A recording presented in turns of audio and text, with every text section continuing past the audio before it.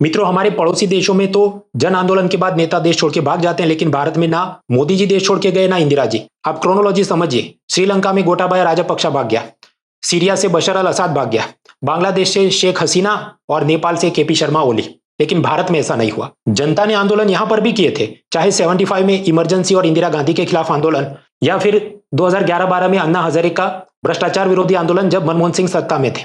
मोदी जी के खिलाफ भी 3 बार बड़े आंदोलन हुए, चाहे 2016 की नोटबंदी हो, 2019 में सिटीजनशिप अमेंडमेंट एक्ट हो, या 2020 का 3 किसान कानून। फिर भी हमारे नेता देश छोड़ के क्यों नहीं भागे? कारण जल्दी से समझते हैं। सबसे पहला, कभी भी हमारी जुडिशरी, ब्यूरोक्रेसी या मिलिट्री, ये संस्थाएं सत्ता पलट में सरकार के खिलाफ नहीं गई, इसलिए कभी भी विदेशी ताकतें हमें ज्यादा हिला नहीं पाई।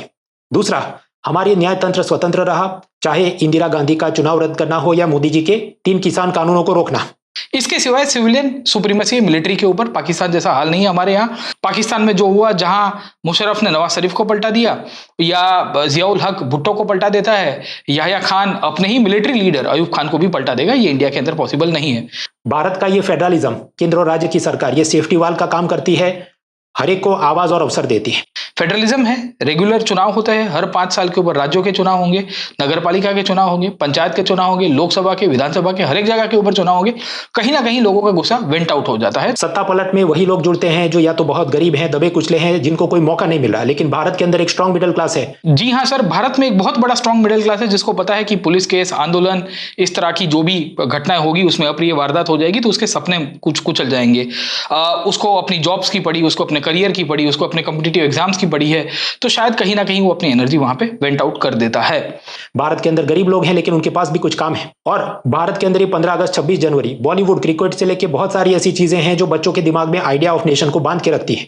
भारत का आइडिया ऑफ इंडिया बहुत ही अलग है। बाकी सारी सोसाइटीज फ्रेगमेंटेड है, 2 कम्युनिटीज, 2 रिलीजन, 2 ग्रुपिंग्स के बीच में है। India is a multi diverse, multi religious, multi ethnic and multi society, जिसके अंदर एक single point of convergence Indian की है, भारतीयता की है, और किसी की नहीं है। इसके लिए भी ये इस तरह के विद्रोह होने की शक्यता बहुत ही कम है। और अंत में नेता में भी वो आत्मबल होना चाहिए कि मुश्किलों के सामने जूझ सके। मुझे नहीं लगता यदि नेपाल या बांग्लादेश के लीडर मोदी जी या इंदिरा जी होते तो देश छोड़ के भागते। सर, बाकी के जितने भी लीडर्स हम देख रहे हैं, ये सबके सब प्रजा के द्वारा चुने हुए लोग नहीं थे, इसके लिए उनके अंदर आत्मबल नहीं था।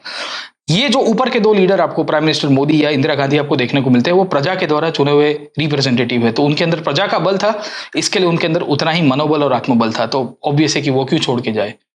इन सब आयामों पे अभी और आधा पौना घंटा डिटेल में हम लोग चर्चा करेंगे, तो पूरा लॉन्ग फॉर्मेट वीडियो भी आप इसी चैनल पर देखें। Let's crack it.